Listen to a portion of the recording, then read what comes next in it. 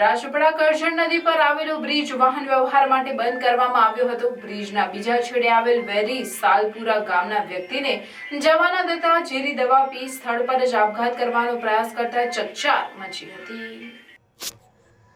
તાજેતરમાં રાજ્ય સહિત સમગ્ર નર્મદા જિલ્લામાં ભારેથી અતિભારે વરસાદ પડ્યો ત્યારે કરજણ ડેમના ગેટ ખોલી 50,000 ક્યુસેક પાણી કરજણ નદીમાં છોડાયું હતું, પરંતુ આજે વરસાદનું જોર ઘટ્યું છે તેમજ કરજણ ડેમમાંથી ઓછું પાણી છોડવામાં આવી રહ્યું છે, જેના કારણે કરજણ નદીમાં પૂર નિયંત્રણમાં છે, છતાં પણ સાવચેતીના ભાગરૂપે કરજણ નદી પર આવેલ બ્રિજ વાહન વ્યવહાર માટે હાલ બંધ કરવામાં આવ્યો છે।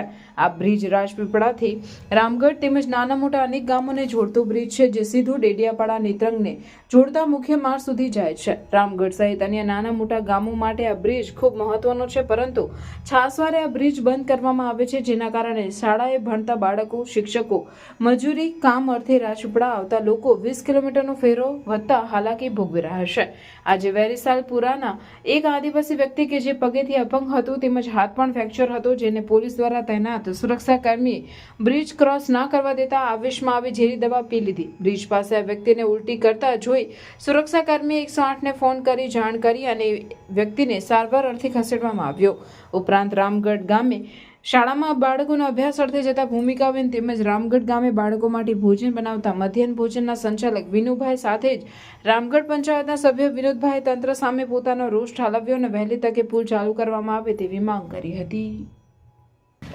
હું રામગઢનો છું અને હાલે રહેવાનું રાજપીપળા અને એમડી હું સંચાલક છું અહીંયા રામગઢ સ્કૂલમાં, તો દરરોજ જોવાનું થાય છે મારે। ગઈકાલે પુલ ચાલુ હતો પછી બંધ કરી દીધો ને ગઈકાલના આરએનબી વાળાએ એવું કહે છે કે સર્ટી આપે પછી ચાલુ કરીએ, 24 કલાક વીતી ગયા છતાં હજુ રિપોર્ટ આવ્યો નથી।